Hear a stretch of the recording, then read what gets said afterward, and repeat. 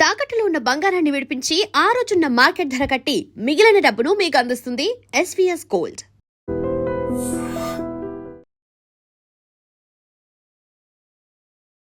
అసలు కర్మకి సమాధికి ఏంటి లింక్? అంటే కర్మ అనేది ఎప్పుడు చెడే కాదు, మంచైనా చెడైనా అవ్వచ్చు. కర్మ అంటే రిజల్ట్స్, అంటే ఫలితాలు అని మనం గుర్తుపెట్టుకోవాలి ఎప్పుడు కూడా. అంతే తప్ప కర్మ అంటే బ్యాడ్ గుడ్ అని మనం అనకూడదు. నేను ఎప్పుడు ఎలా చెప్తాం, మనిషి మళ్ళీ జన్మ అంటూ ఉంటే అది ఒక అద్భుతం అవ్వాలి. అంతే తప్ప మళ్ళీ మళ్ళీ అదే లూప్లో ఇదే బంధాలు బాధలు బాధ్యతల మధ్య కొట్టుమిట్టాడకూడదు. దైవత్వం మనకేం నేర్పిస్తుంది? ఇక్కడ దైవత్వం అనేది ఎవరి కాళ్ళు వాళ్ళు ఓన్గా డిఫైన్ చేసుకున్నారు. మరి ఈ సిగాలు ఊగడము ఇవన్నీ ఏంటివి? డబ్బులు సంపాదిస్తానికి ఒక మార్గం. ఇప్పుడు బోనాల పండుగ ఏదైనా వస్తుంది, అమ్మవారి కుండ ఎక్కి వాళ్ళు పచ్చి కుండ ఎక్కి చెప్పడము అవన్నీ చేస్తూ ఉంటారు. మరి దాన్ని ఏమంటారు? వాళ్ళకి సిక్స్త్ సెన్స్ అయి ఉండొచ్చు, దేవుడే వచ్చాడు. నేను వాళ్ళు ఎంతో నిష్ఠా నియమాలతో ఉండి ధర్మం నీతి ఇవన్నీ పాటిస్తే కదా వాళ్ళకి ఆ బ్లెస్సింగ్ అన్న వస్తుంది. ఊరికి ఎందుకు వస్తుంది? భక్తి అనేది ఉండదు. మరి అలాంటి వాళ్ళ పరిస్థితి ఏంటి? దైవానికి బాటమ్ రూల్ ధర్మాన్ని పాటించటమే. ఐ డ్రీమ్ ప్రేక్షకులకు నమస్కారం. కర్మ వర్సెస్ ధర్మ సిరీస్కి స్వాగతం. సో ఇప్పటికే మనకి కర్మకి సంబంధించి మనం చాలా డౌట్స్ క్లారిఫై చేసుకున్నాము. ప్రముఖ జ్యోతిషురాలు, త్రివణ గురుపీఠం హీలింగ్ కర్మ గైడింగ్ సోల్ వ్యవస్థాపకురాలు డాక్టర్ హరిత గోగినేని గారి వాళ్ళ నుంచి మనతో పాటు స్టూడియోలో ఉంటారు. కర్మకి సంబంధించి మనకి ఏమైనా డౌట్స్ ఉంటే క్లారిఫై చేయడానికి. సో ఇప్పటివరకు చేసిన ప్రోగ్రామ్స్ అన్నీ కూడా మీరు ఆదరించారు. ఈ ప్రోగ్రామ్ని కూడా మీరు అలాగే ఆదరిస్తారని కోరుకుంటున్నాం. అలాగే మీకు కర్మకి సంబంధించి ఎలాంటి డౌట్స్ ఉన్నా కూడా మీరు కమెంట్లో పోస్ట్ చేయండి. ఆ క్వశ్చన్ నేను హరిత గారిని అడుగుతాను, మీకు ఆ డౌట్ క్లారిఫై చేస్తాను. నమస్తే మ్యామ్. కర్మకి సంబంధించి ఇంకో డౌట్, కర్మ వర్సెస్ సమాధి అనమాట ఇది. అసలు కర్మకి సమాధికి ఏంటి లింక్? ఉంటుంది. అంటే ఎలా అంటే కర్మ అనేది మనం ఏదైతే చేసామో దాని యొక్క ఫలితాలు అనుభవిస్తూ ఉంటాము. అంటే కర్మ అనేది ఎప్పుడు చెడే కాదు, మంచైనా చెడైనా అవ్వచ్చు. కర్మ అంటే రిజల్ట్స్, అంటే ఫలితాలు అని మనం గుర్తుపెట్టుకోవాలి ఎప్పుడు కూడా. అంతే తప్ప కర్మ అంటే బ్యాడ్ గుడ్ అని మనం అనకూడదు. నేను ఎప్పుడు ఎలా చెప్తాం, మనిషి అమ్మాయి అబ్బాయి కాదు అని ఎలా చెప్తానో కర్మ కూడా అనేది ఒక రిజల్ట్స్ అనమాట, ఫలితాలు. దాన్ని అనుభవిస్తుంటాం. అవి మంచి అవ్వచ్చు, చెడు అవ్వచ్చు. ఈ కర్మని జయించాలి అంటే మనల్ని మనం జయించాలి. మనల్ని మనం జయించినప్పుడే కర్మని జయించగలం. ఇది మనం గుర్తుపెట్టుకోవాల్సిన విషయం. 2 ముఖ్యమైన విషయాలు చెప్పా. ఏది? కర్మ అంటే ఫలితాలు, మంచి చెడు అయినా అయి ఉండొచ్చు. రెండోది, కర్మను జయించాలంటే ఫస్ట్ మనల్ని మనం జయించాలి. ఎందుకు అంటే ఒక మనిషిని మనం క్షమించాలన్నా, ఒక మనిషిని బాధించకూడదు అన్నా మన ఆలోచనలతో మనం ఎంతో పోరాటం చేసి మనల్లోంచి ఒక మంచి మనిషిని తీసుకొని బయటకు రావటం అనేది చాలా పెద్ద మానసిక పోరాటం. కాబట్టి ఎదుటి వాళ్ళని మీద కోపపడకూడదు, లేదు అంటే ఎదుటి వాళ్ళని మనం మాటలతో దూషించకూడదు, లేదా ఎదుటి వాళ్ళని క్షమించాలి అంటే మనకి మనం చాలా కసరత్తు చేసుకోవాలి, మానసికంగా మనం చాలా పోరాటం చేయాలి. సో అంటే మనతో మనమే పోరాటం చేసి మనల్లో ఉన్న ఆ మంచితనాన్ని గెలిపించడానికి జరిగే ఆ పోరాటంలో మనల్ని మనం గెలవాలి. సో కర్మని గెలవాలంటే ఫస్ట్ మనలో మనం గెలవాలి. ఇది రెండో విషయం. మూడో విషయం ఇప్పుడు ఏంటంటే సమాధి స్థితి. అంటే ఎప్పుడైతే మనిషి ఈ ధ్యానంలో ఒక్కొక్క స్టేజ్ దాటి వెళ్ళేటప్పుడు వాళ్ళు కర్మని జయిస్తూ ఉంటారనమాట. ఇంకా అది లాస్ట్ సమాధి స్థితి. ఇంకా సమాధి స్థితికి వెళ్ళినప్పుడు ఈ కర్మలు వాళ్ళని ఇంకా ఏం చేయలేవు. అంటే వాళ్ళ చుట్టీతా జరిగేది కానీ వాళ్ళకి జరిగే మామూలుగా ఉండే వాళ్ళ మానసిక సంఘర్షణ ఏదైతే ఇప్పుడు బంధాలు, ఈ భావాలు, ఈ బాధలు, ఈ పోరాటాలు ఉంటాయి కదా, అవి సమాధి స్థితికి వెళ్ళినప్పుడు మొత్తం కూడా డైల్యూట్ అయిపోతాయి. సమాధి స్థితికి వెళ్ళారు అంటే నేను అన్న అహం పోయింది. దైవత్వంలో ఏకత్వం అయ్యే స్టేజ్కి వెళ్ళిపోయారు. సో అప్పుడే సమాధి స్థితికి వెళ్ళగలరు. సమాధి స్థితికి అందరూ వెళ్ళలేరు. అది చాలా పెద్ద కష్టమైన చాలా పెద్ద ప్రాసెస్ అది. సో ఆ స్థితికి వెళ్ళారు అంటే కర్మకి అతీతులు అయిపోయినట్లే వాళ్ళు. ఎందుకు ఆ స్టేజ్కి వెళ్ళే లోపలే మనలో ఉన్న అహాన్ని వీటిలన్నిటినీ జయించి ఈ బంధాలు భావాల నుంచి బయటికి వచ్చేసేసి మనం ఏదైతే దైవం అనుకుంటున్నామో పేరు ఏదైనా కావచ్చు, ఆ దైవంలో ఏకమయ్యే స్థానానికి వెళ్ళినప్పుడే అప్పుడు సమాధి స్థితిలోకి వెళ్తారు. కాబట్టి సమాధి స్థితికి వెళ్ళాము అంటే కర్మని ఆల్మోస్ట్ మనం జయించినట్లే. హ్మ్. ఒకవేళ సమాధి స్థితికి వెళ్ళిన తర్వాత ఏదన్నా మనం తప్పప్పులు చేస్తే మళ్ళీ దాని లెక్క వేరుంటుంది. కానీ మ్యాక్సిమం సమాధి స్థితికి వెళ్ళాము అంటేనే ఇవన్నీ జయించేసి ఉంటారు. హ్మ్. ఒకవేళ నేను అనే అహం లేదు జయించలేదు అంటే అప్పటికి మనం కర్మతో పోరాడుతున్నట్లే. కర్మకు సంబంధించింది ఏదైనా సరే మనం అనుభవించాల్సిందే. సో ఫస్ట్ ఆ నేనే చేశా, నాది, నేను అన్న అహంలోంచి మనం బయటికి రావాలి. హ్మ్. ఇది ఏది నాది కాదు, నేను అనేది లేదు అనేది మనం అర్థం చేసుకోవాలి. హ్మ్. ఆ నేనుని జయించినప్పుడే మనం ఫస్టే చాలా పెద్ద సక్సెస్ అయ్యి నెక్స్ట్ లెవెల్కి వెళ్ళిపోయినట్లు. హ్మ్. దాని తర్వాత బంధాలు, ఈ ఏదైతే మనకి భావోద్వేగాలు ఉన్నాయో వాటిల్ని ఆధీనంలోకి మనం తీసుకొని మనలో చలించటం తగ్గినప్పుడు ఇంకొక స్థితిలో మనం సక్సెస్ అయ్యి నెక్స్ట్ స్టెప్కి వెళ్ళినట్లు. హ్మ్. మనకి తోచింది నలుగురికి సహాయం చేయటము, లేదా నలుగురిని ఇబ్బంది పెట్టకుండా ఉండటము, ఏదైతే మానవ ధర్మాలు ఉన్నాయో అవి పాటిస్తున్నప్పుడే ఇంకొక స్టేజ్ మనం సక్సెస్ అయ్యి వెళ్తాం. ఇలా స్టేజ్ల వారీగా మనం ఒక్కొక్క స్టేజ్ దాటుకుంటూ వెళ్ళినప్పుడే మనం కర్మని పూర్తిగా జయించగలం. హ్మ్. కాబట్టి నేనేమంటున్నానంటే కర్మ అనే దాన్ని మనం అర్థం చేసుకొని దాన్ని జయించి మనకి నచ్చినట్లుగా మనం బతకాలి. మళ్ళీ జన్మంటూ ఉంటే అది ఒక అద్భుతం అవ్వాలి. హ్మ్. అంతే తప్ప మళ్ళీ మళ్ళీ అదే లూప్లో ఇదే బంధాలు, బాధలు, బాధ్యతల మధ్య కొట్టుమిట్టాడకూడదు.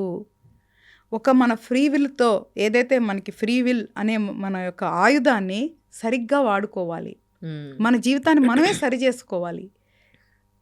మీరు దైవత్వం గురించి అన్నారు కాబట్టి ఒక డౌట్. దైవత్వం మనకేం నేర్పిస్తుంది? దైవత్వం కొంతమంది భగవంతుడిని పూజించే వాళ్ళు ఉంటారు.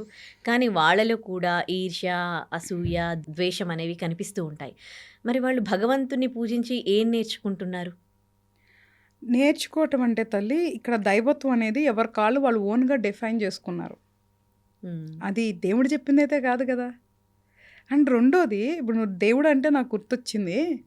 ఈ మధ్య కాలంలో ఎప్పుడైతే ఈ సోషల్ మీడియాలు ఇవన్నీ బాగా ఫేమస్ అయిపోయినాయో చాలామంది దేవుళ్ళు పుట్టుకొస్తున్నారు మనుషుల్లో. బాబాలు అవ్వచ్చు, మాతలు అవ్వచ్చు, హ్మ్. లేదా దేవుడు ఒంట్లోకి వచ్చాడనొచ్చు, దేవుడు అది చేస్తున్నాడు అనొచ్చు. దయచేసి ఫస్ట్ మన వాళ్ళని ఏమంటున్నానంటే ప్రతి ఒక్కటి ఒకే వాళ్ళని చూడగానే అబ్బా వీళ్ళ దగ్గర దేవుడు వచ్చేసాడా, మనం వెళ్ళిపోయి సమస్యలు తీర్చుకుందాము అనే మూర్ఖత్వానికి వెళ్ళొద్దు అంటున్నాను. మూఢనమ్మకాలు వద్దు అంటున్నాను. హ్మ్. ఈ కర్మను కూడా నేను అర్థం చేసుకోమంటున్నాను తప్ప మూఢనమ్మకాలు కానీ మూర్ఖత్వంగా ఉండొద్దు అనే చెప్తున్నాను నేను. హ్మ్. ఏది బ్లైండ్గా ఫాలో అవద్దని చెప్తున్నా. అర్థం చేసుకొని దాంట్లో సారాంశం తీసుకొని అది మన లైఫ్లో అప్లై చేసుకోమని చెప్తున్నా. సో ఈ దైవత్వం అనేది మన దగ్గర తప్పుదోవ పట్టింది. అందుకే హిందూత్వంలో ఉన్న గొప్పతనాన్ని మనం చాటి చెప్పాలి. ఈ మూర్ఖుల్ని, ఈ మూర్ఖత్వపు ఏదైతే ఈ నాటకాలు, ఈ డ్రామాలు ఉన్నాయో ఇవన్నీ మనం కట్టుదిట్టం చేయాలి. హ్మ్. అది ఎవరి వల్ల అవుతుందంటే ఇప్పుడున్న సామాన్య ప్రజల వల్లే అవుతుంది. హ్మ్. వీళ్ళు ఎప్పుడైతే ఇలాంటి ఫేక్ బాబాల్ని, ఫేక్ మాతల్ని, ఫేక్ మనుషుల్ని ఎంకరేజ్ చేయటం మానేస్తారో ఆ పుట్టగొడుగులన్నీ పోతాయి. సోషల్ మీడియాలో ఫేమ్ అవటానికి, వ్యూస్ రావటానికి చేసే జిమ్మిక్కులు అవి. హ్మ్. ఒక ఏ సాధన చేయలేని ఒక మనిషిలోకి దేవుడు ఎందుకు వస్తాడు? హ్మ్. అసలు దైవం అనేది సుప్రీం పవర్. ఈ విశ్వాన్ని నడిపించే ఒక గొప్ప అద్భుతమైన శక్తి. ఎలాగ నీకు ఒక చిన్న శరీరంలో ఎటువంటి సాధన లేకుండా వస్తారు? మేము ఇయర్స్ ఆఫ్ సాధన చేస్తున్నప్పుడే మనకి ఒక్కొక్కటి చిన్న చిన్న బ్లెస్సింగ్స్ వస్తాయి. హ్మ్. అలాంటిది దైవం అసలు ఎక్కడుంది? నువ్వు అన్నట్లు మన శాస్త్రంలో ఎక్కడా కూడా ఒక మనిషి శరీరంలోకి దైవం వచ్చినట్టు లేదే. దెయ్యాలు వచ్చినాయి అన్న చెప్తున్నారు తప్ప, ఆత్మలు వచ్చినాయి అని చెప్తారు తప్ప, దైవం ఒక మనిషి శరీరంలోకి ఎందుకు వస్తారు? శక్తిని ఇస్తారు. హ్మ్. ఒకసారి ఒక బ్లెస్సింగ్ వస్తే దేవుళ్ళు ఒక శరీరానికి శక్తినిస్తారు. ఆ శరీరంలోకి ఎందుకు వస్తారు? ఇప్పుడు ప్రహ్లాదుడు మేబీ అవుట్ ఆఫ్ టాపిక్, మళ్ళీ నువ్వు అడిగిన సమాధానం చెప్తాను, సందర్భం యాహ్! వచ్చిందని యాహ్! చెప్తున్నా. చెప్పండి. ఇప్పుడు ప్రహ్లాదుడు పూజించినప్పుడు దైవం స్వయంగా ఒక స్తంభంలోకి వచ్చి, అంటే రూపాన్ని ఆయన అనుకున్న రూపంలోకే వచ్చి హ్మ్. ఆయన సంహరించాడు కానీ ప్రహ్లాదుల్లోకి ఎందుకు రాలేదు? ప్రహ్లాదుడి కంటే గొప్పవాళ్ళ అమ్మ వీళ్ళు. హ్మ్. అది మన వాళ్ళు ఆలోచించాలి. హ్మ్. ఎక్కడ చెప్పారు మన శాస్త్రంలో ఇట్లా శరీరంలోకి దేవతలు వస్తారని ఎక్కడ చెప్పారు మన శాస్త్రంలో? మరి ఈ సిగాలు ఊగడము ఇవన్నీ ఏంటివి?